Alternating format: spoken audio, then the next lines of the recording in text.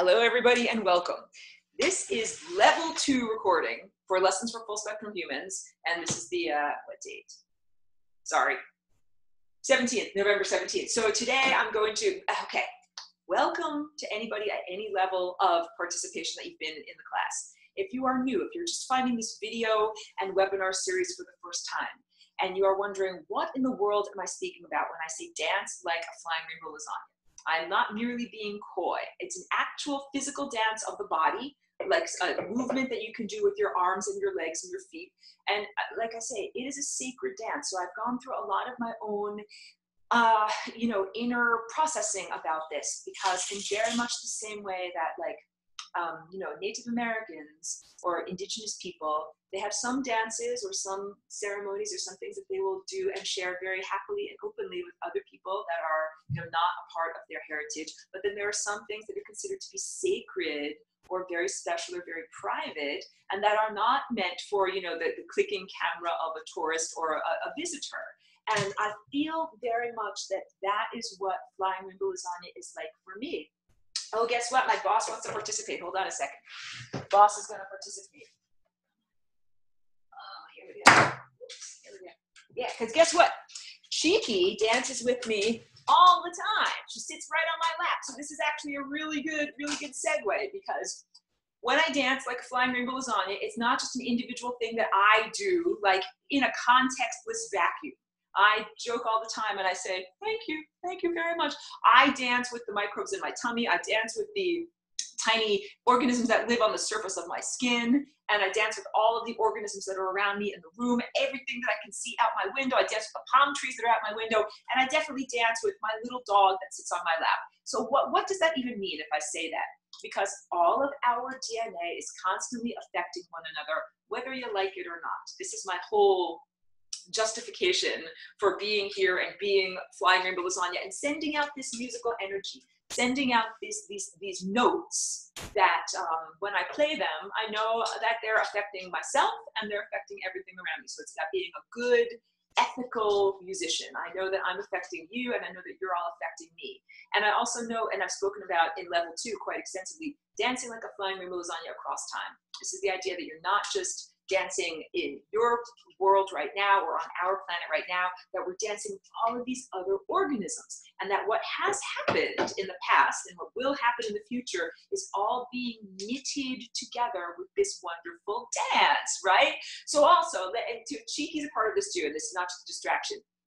The dance is a dance that is very joyful. It is not a dirge-like dance, and it's not a chore. It's not like when I wake up in the morning, I'm like, oh, I have to go dance like a flying rainbow lasagna now. Oh, life is so hard. It's not like that. It's like, woohoo, I get to dance like a flying rainbow lasagna. So that's a big part. The first part of this lesson, how to dance like a flying rainbow lasagna, is this is all about joy. Because those occupiers of the interstices, those, I want to call them, fuckers, the beings, when they feed off of humans, they feed off of the embodied people that we are.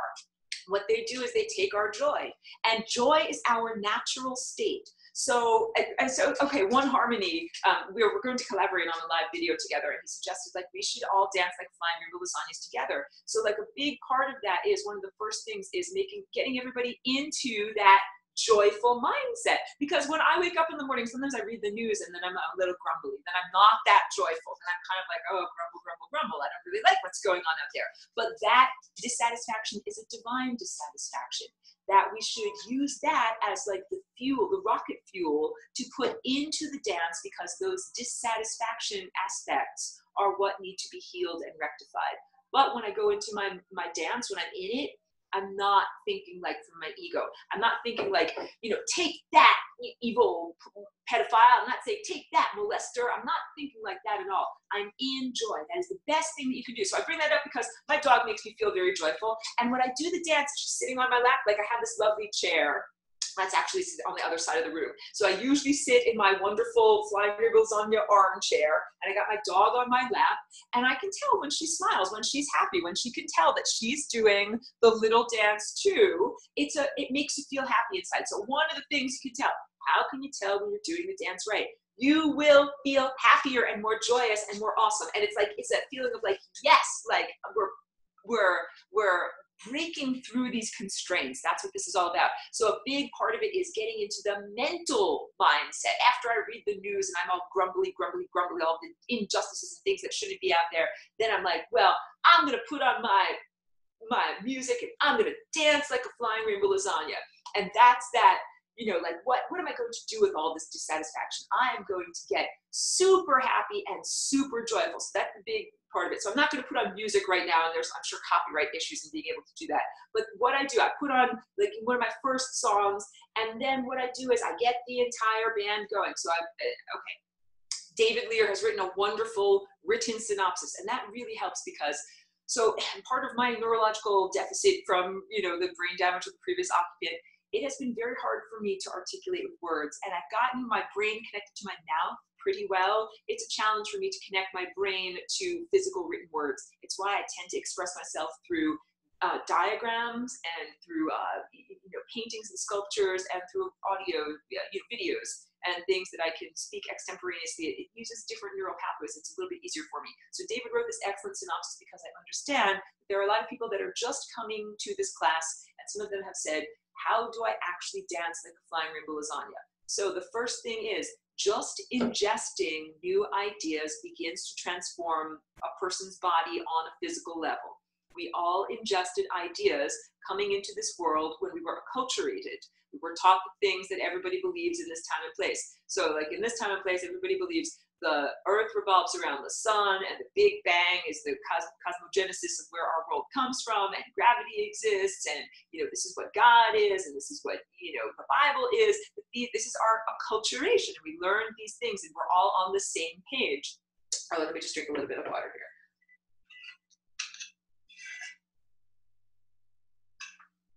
And all of those thoughts that we ingested in order to be, you know, on the same page in society, they made our genetic dance conform to this dance that everyone is doing. And it's the dance of disease, decrepitude, aging, and death. And you're supposed to conform like a good person to all of those horrible programs. And the idea of flying rainbow lasagna is that we can rearrange those programs. So just that idea, exactly, Patricia is saying no thank you, like the waiter of the cosmos has come up to you with a set of crudités. Would you like some aging, decrepitude, and death? No, we really wouldn't. We'll say no thank you to those programs. And I'm coming up to you with a different hors d'oeuvre. Hey, would you like to eat some lasagna? And you're like, hey, I'm really interested in that, so tell me more about it. So I am already, through giving these ideas to you, transforming you on a genetic level. But then it's conceptual, and then it involves a lot of inner work. If it were just a question of me waving my magic wand and poof, everyone with lasagna, like even if it were ethical, I don't know if it would be right for me to do it. It's kind of like, could you, would you, should you wave your magic wand and just make everyone a guitar virtuoso like Jimi Hendrix? Or is it right to do the inner work, learn music theory, do the inner cultivation, and then find your own inner musical genius? That is what I think is the right thing to do. And I hope you can tell that is a reflection of my basic value system of freedom, that I'm talking from a galactic scale here, that if there's limited consciousness, even a tiny sliver, even a little 1%, it's affecting the totality, the 100%, we're supposed to be 100% free. I can't tell you what to do with your mind. I can't tell anybody what to do with their mind. I can't, you know, force anybody to dance like a flying rainbow lasagna. It all has to be each person choosing it and embodying it on their own. And yeah, it's not a 100% thing. Not everybody is getting into the advanced jazz band. Not everybody has that desire or aptitude or whatever. And so you don't have to feel sad, though. There's this whole thing of like, who's being saved? Who's going to heaven? Who's going to hell? It's not like that. It's not like some people are like, they're going to suffer and die because they don't fly rainbow lasagna. No, it's not like that at all. People that are not flying rainbow lasagna-ing are, well, actually, I should say this. Everybody is flying rainbow lasagna-ing, but some people are going towards entropy. So we have both energy, which is moving towards organization and eternal life and continuing onward. And then we have entropy, which is no longer being in the time field. Your molecules stop moving. Your consciousness stops moving. You stop moving, and you go into a completely cold, inert state. That's the Bose-Einstein condensate and unity consciousness at that level. So not everybody has the same destination, and that's the idea of flying rainbow lasagna. So these concepts on a basic level are transforming each one of us. Just learning about these concepts is transformative. And the basics when I do the dance. So first I get the rest of the band to just hold down the beat. And I've used this example before also. John Coltrane, wonderful jazz musician. And he was a saxophonist and he used to bebop all around. So what he would do is he would have the drums and the bass and the piano to hold down the basic structure of the music. And that would give him the freedom to innovate in and around and on top of that basic structure. So what I do when I get the Flying Rainbow Lasagna going is first I get everybody around me going with this basic up-down movement. And it's an 8-part movement. And I get everybody, the microbes, the palm trees, the seagulls, everyone who's around, my little dog, everybody going on the up-down movement. And it's an 8-part beat because we've got 8 flanges. 1, 2, 3, 4. 5, 6, 7, 8, right? So the first thing I do, I get my headphones on and I've got my attitude together and I'm getting out of my ego and into my joy and I start to go with everyone. Ooh, we really got a lasagna dancing with me here because that's really how we do it. Here, yeah. Like 1, 2, 3, 4, 5, 6, 7, 8, all right? And then of course, while that, it's like, just like with music, we have layers of music. Then when we have the next layer gets added on, it's a side-to-side motion. 1, 2, 3, 4, 5, 6, 7, 8. All right, we're doing really good. And then after the next layer gets added, it's that in and out motion. 1, 2, 3, 4, 5, 6, 7, 8. So all of this is using your imagination, which is not something that is fake.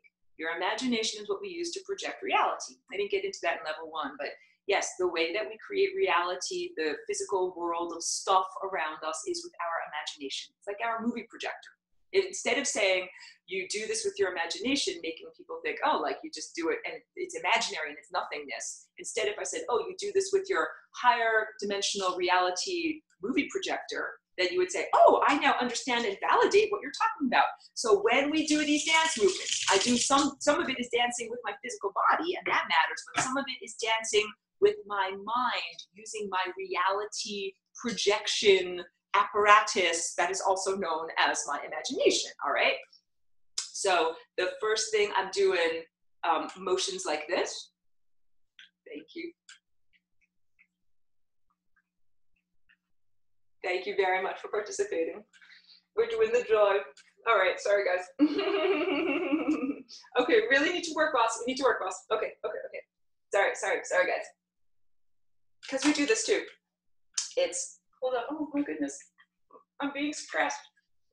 I'm so sorry. I'm being suppressed by my furry overlord over here. So sorry, guys. Okay, all right, Cheeky, we gotta dance. We're on camera here. We gotta dance. Thank you, guys. Thank you so much. Exactly, that was my dog, FRL. Thank you for understanding. So we do 1, 2, 3, 4, 5, 6, 7, 8.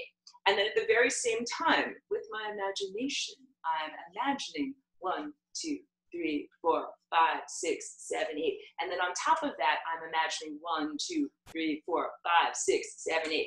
All right. And then there's the last parts of it are this diagonal one and this diagonal one.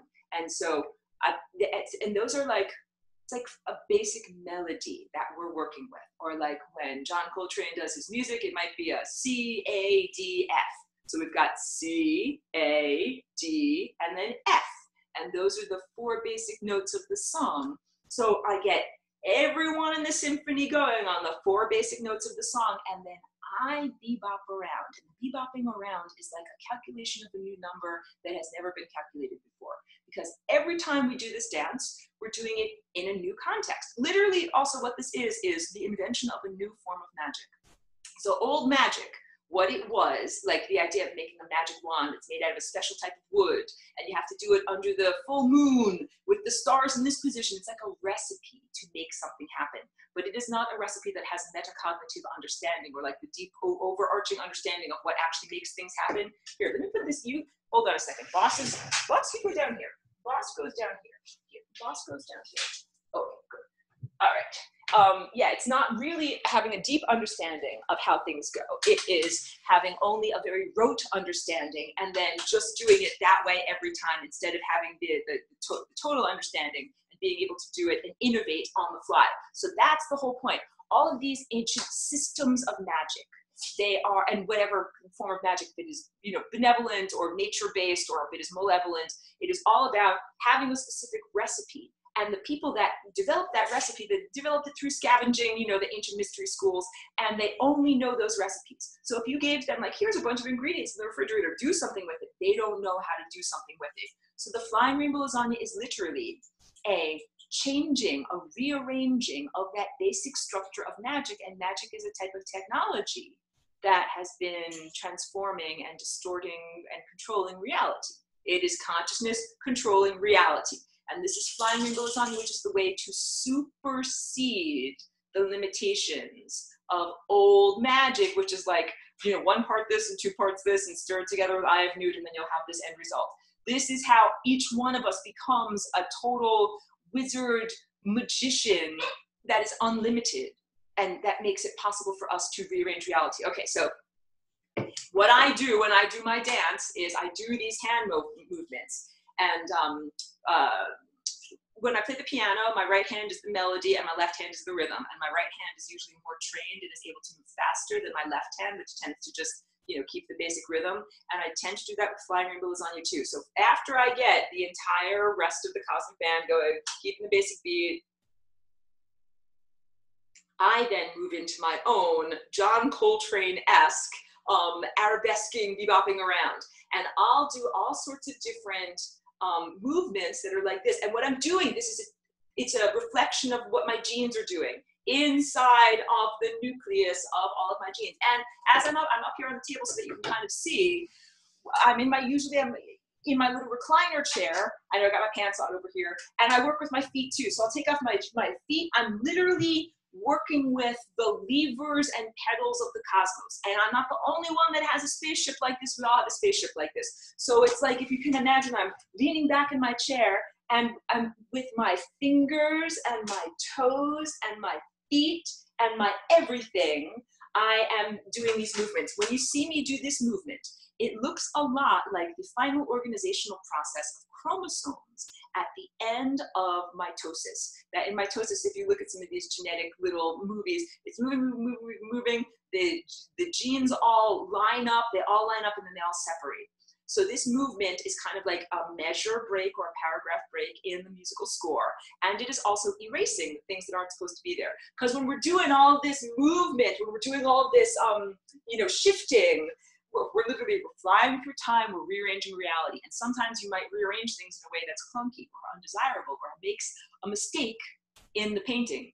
And then you have to be able to erase your mistake. So it's like tons of bebopping, tons of innovation, tons of new stuff, and then erasing the things you don't want and bringing it all together. And when I do that, you can't see it, but I'm doing it with my feet too. I put my feet together too. So that, because I'm not only playing the piano with my fingers, I'm playing the piano with my toes too. And if this is too much to like juggle too many things at once, don't worry. Just, you can do, this is why I said, like, I want to tell people how I do it, but you can do it in your own way.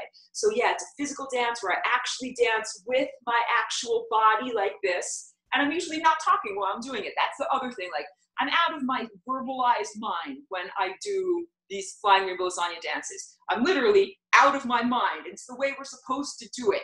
Just like when you're having a experience on like LSD or something like that. Like, you go beyond words. So this is taking a mini mental vacation into the world of pure abstraction, going beyond words, listening to music, and I do all of these, I'm literally flying through time and space and consciousness, and then bring those energies together. And when I bring the energy together, it's like a paragraph break or the musical break, and then I also expand apart. And out of that contraction, the end of the previous melody structure, comes the expansion of the next melody structure. And everything gets layered on top of it. And when you do this every day, it becomes like a time crystal. This is what science is just beginning to recognize and explore. The idea that one element of a totality is placed in time, like yesterday, and then the next element is placed the next day, and the next day, and the next day, and the next day. And it's only when you look down the time tunnel that you see all of them lined up together, you see all of the layers together. So I've been dancing like a flying rainbow lasagna for many years. All of those dances line up on top of each other. All of those dances build on top of each other like a foundation, just like being a musician. The Twinkle Twinkle melody that I learned a long time ago absolutely relates to the way that my fingers are moving today in the more complex music that I'm working with right now. So I work with my hands going like this. When it's warm enough, I take off my feet and my socks so that I can also work with my toes, moving the levers of the cosmos. I do the movements of bringing it all together and erasing the things that I don't want, and then expanding apart. I know I've also spoken extensively about the Merkaba, doing that, and personal encryption. And I also do a couple of other movements that are kind of like bringing in any mistakes and clearing them up. Because a lot of times it's just like flying through space. You're flying through space, and there are all of these things that are trying to impinge upon you. And the things are distracting thoughts. And sometimes they're temptations, sometimes they're dangling carrots. Like, here's something to think about, want to be distracted by this, or sometimes they're flattery. Sometimes it's like, you're so great, you're so awesome. It's anything to try to knock you off of that non-ego based track of information that you're going on. So yeah, all of those things that are being sent at you, send them away. And one of the things that I do, I'll gather them all up and then kind of bring them into the, it's like sweeping everything up and then putting it in the dustpan and getting rid of it. So I'll do motions that are like sweeping it up and putting it in the dustpan and getting rid of it.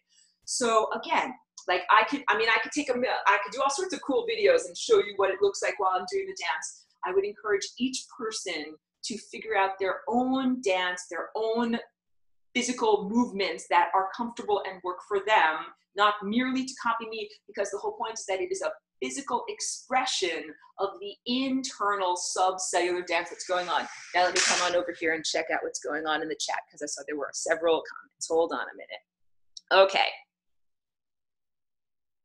Okay, and sorry about my dog interrupting me there. I'm sure I need to take her out for a walk. Patricia says, just recently I have come to the deep understanding that our consciousness and all that makes it up is affecting my DNA, which then creates my next timeline reality. It's a revolution for sure. Absolutely, that is exactly right.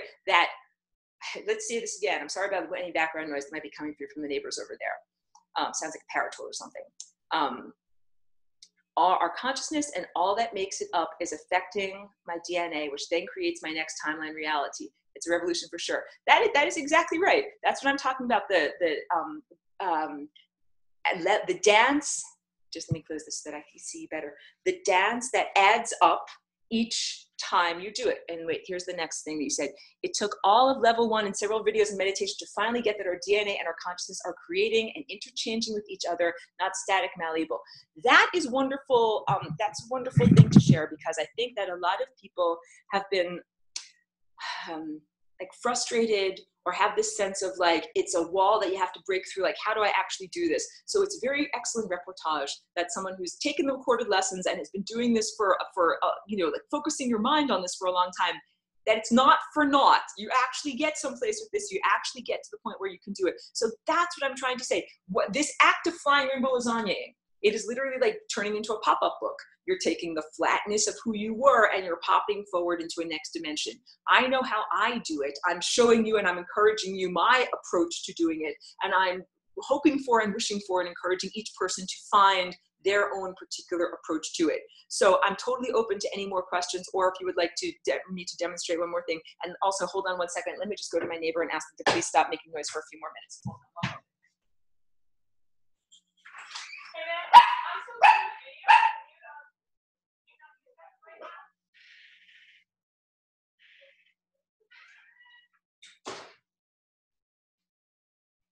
Okay, sorry about that. So if you have any, wonderful, good. Wait, hold on a second. Any more? Yeah, I gotta give so much appreciation and so many thanks to David Lear for writing that synopsis, because it also is something that when people are like, what the heck do I do? How do I do this? I could be like, here's the PDF. Just read the PDF. It has been so incredibly helpful. And this is also, I hope it shows a lot of my own collaborative approach to sharing these things. Like, everybody has strengths and abilities and talents and skills, and that we can complement one another by sharing these things. So I appreciate that so much, and I invite other people to do their own forms of sharing what it is. Yes. Oh, thank you so much that you couldn't hear the neighbor. Yeah, they were working with some kind of power tool or whatever over there. So I'm not even sure if I like stumbled through this crazy video, if it is clear what I was trying to get across in the Flying Rainbow Lasagna dance. But it's like, here's the other thing. When I do the dance, I mean, I'm connecting with all of our consciousnesses. So we can do a thing where it's like, let's all dance together. Let's all dance right now. But you know something? You can dance tomorrow morning and we can fold time and space so that your dance connects to this moment right now. You can dance in 10 years from now and you can fold time and space so that your dance of 10 years from now connects to this moment right now. So in a lot of ways, we don't have to be linear in our harmonic integration of our individual dances. What I want to kind of say is like, everybody dance when you feel like dancing, because I don't want to be some kind of a music teacher that says, now it is time to practice your instrument, like go practice the piano now. It's not supposed to be like that. It's supposed to be like, I feel like doing this now, I'm gonna do it. And I also like, I can't give critiques of whether or not you did it right, or whether you Flying Rainbow Lasagna enough, or whether you did it at the right time. It is completely each person's individual artistic approach. Okay, Maya's asking, any suggestions or ideas on how to heal childhood trauma with FRL? What a wonderful question, because I know that there's a lot of healing that needs to take place. So one of the things you can do is you can fold time and space. You can FRL back in time with the version of yourself that was traumatized or abused, and you can give love and energy to that version of self. Or what you can do is find the many timelines of possibilities. If this is the one where a person was abused, you can Flying Rainbow Lasagna with this version of self that was not abused. And someone once asked me about healing a birth trauma, that they had a nerve injury from something that happened when they were being born. And I said that they could Flying Rainbow Lasagna with the version of themselves that did not have whatever, the forceps on their head, so that they could feel what that template would be like, and then take that template, like an inspiration, a snippet, and put it into their own lives. So that's one way of doing it. And you could also think of it, people have described it as soul retrieval. Because like when there's real trauma and abuse, it's almost like a fragmenting of self, and there's an aspect of self that stays stuck in that moment. And what you can do is Flying Rainbow Lasagna back to that moment and retrieve, scoop up any aspect of emotion or consciousness or self that has been stuck there, like fermenting for many years, and bring it forward into the future. It's how one can reclaim the wholeness of self and no longer be fragmented. Okay, Patricia says, it is difficult to jump from the material conditioning to the consciousness DNA relationship. We've been told that our DNA dictates. That's exactly it. All of this is a consciousness exercise. None of this actually has to do with moving your fingertips in the right way, even though I do that and it feels magical to me. But it really is about transforming consciousness. And that's why the words that I'm talking about and sharing the sculptures and saying that it can be done is another aspect of transforming consciousness. It's like if I just gave you a piano with nothing else, you've never heard music before. First, we have to convince you. Music is a thing that actually exists, and then the concept that music can actually come out of this apparatus is the next thing. And then the next thing is, it's not just for special, loud thing outside, it's not just for special, highly trained people wearing a little tuxedo. It's for you, it's for everyone. It's accessible to everyone. Okay, good. Heather says that it's good that I showed you the dance. And yes, and everyone who's in this class, like, I feel like I'm not concerned about it being exploited or anything like that, or taken out of context, or like I was very, working up to this. And also, even if a person took Flying Rainbow Lasagna and they said, oh, I'm the most evil person in the world, and go to watch Aurora's video, and I'm going to try to steal this and apply it to myself to be super evil. That's not what would happen. What would happen is, even if a super evil person tried to steal these dance movements and dance like a Flying Rainbow Lasagna, exactly, Patricia says, like, mwahaha, what would happen is they would connect to their own divinity.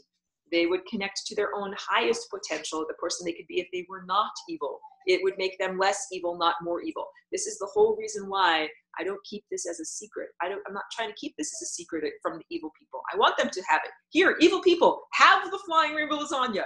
Eat lasagna, do the dance, because literally they become less evil. Mostly what happens when they start to connect with their own divinity is they recognize all of their mistakes. Like I told you in level 1, the whole idea of the rectifying the time field, that when you start to connect with actual love and actual divinity, then you're like, oh shit, look at all the stuff that I've done. I made a lot of muddy footprints, and I'm gonna have to get a bucket and a mop and mop up all the muddy footprints. That is what usually happens when evil beings start to do the Flying Rainbow Lasagna. I think it is time for me to wrap up for today. I'm going to say, are there any more questions? And it can still be Ask Me Anything questions. I'm feeling like I have to wrap it up for right now. And I apologize for any distractions or anything that happened that made this level 2 video not go as smoothly as I wanted it to. Thank you so much for the people that tune in. You all understand. You understand. It's life. So let me just check out to see if there's one more thing. Yeah. So I'm going to end the recording for right now. Okay, Beth Major asks, can Harold Kautzvella do the FRL? This is referring to level 1 when I said that Harold ate the black goo and he's been assimilated. Yes. The real answer is that anybody who's imprisoned, like, it doesn't matter how profound the imprisonment is. It's why I'm here. We all have this as the possibility of prisoners to get out of our levels of imprisonment.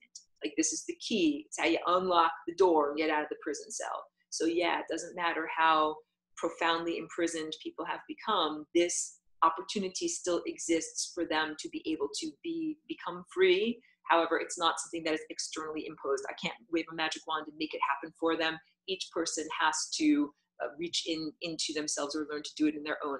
Heather says, have you seen any of the dark ones do the FRL? Okay, well, very briefly, what happened was, one time when I was doing my FRL, someone who is like a lower level evil magician came along kind of at the behest of the other higher level evil magicians, and it was kind of like Stealer moves, try it out, see what happens. Which is kind of like, you know, if you have a reality creation machine, but you don't know how to actually use it, he stole the moves, he just immolated himself. He just, you know, unmade himself with trying to do the wrong thing at the wrong time, because it's not a question of just copy Aurora and then you'll be doing the flying rainbow lasagna. It's not. Guess what, y'all, your genes are different than mine. Your nose is different than mine. Your teeth are different than mine. You're your own individual people. So you have to, thank you so much. Sarah's saying, thank you for everything. You're so welcome, Sarah. Thank you. Thank you to you. And thank you to people who are tuned into this class and who are transforming into flying rainbow lasagnas and who ingest these ideas and who dance along with me. And I dance along with a lot of people even who never watch the videos, people in China who don't even speak, you know, my language, people who don't have the internet. Like, you can dance with indigenous people who have never had the internet and have never seen a video, and that I feel it every day. It's incredibly invigorating. I'm not alone. We are all connecting here in the technological sense, and we can also connect in the telepathic and purely energetic sense. And this is what, like, when I say the inevitability and the battle is won, I'm not trying to say like relax your guard, drop your guard, everything's fine, stop efforting or anything like that. But I'm trying to say that this is all inevitable. It is quite inevitable that we have reached this moment, and that we will reach this collective denouement. And then that's not the end of the journey either. Because once you figure out you can flying rainbow lasagna and that you're a divine being and that you're immortal, what comes next after that? Creating a beautiful symphony, creating a beautiful mural, working together with all these other wonderful musicians. So what we've gone through, like slogging through all of the really hard stuff and all of the really difficult stuff, and now we're finally getting into the freedom and the expansive stuff. And it's not just here on our planet what we're going to experience, or what we're experiencing is a connectivity between life that is here in this realm and life that is in many other times and places. So the complexity of the symphony just expands even further. Got to wrap it up for right now. Thank you very much. I'm just going to end the recording. Wait. Oh, thank you. Everyone is saying that they have sharing a lot of love. I appreciate you so much. Yes, this is one last thing before I end the recording. Ron says, just participating here changes the timeline. That is exactly right. This is why my videos get suppressed. Share my videos, everyone. Yes, just participating here changes the timeline. The idea that we're having this conversation, the idea that I'm, you know, recording this and that we're talking about this and we're cross-pollinating with these ideas, this is how the time field gets rectified. This is the gun. This is the bomb. This is how we change and transform in this revolution. That's the note I'm going to end on for today. Thank you very much for everyone who's tuned in and participated.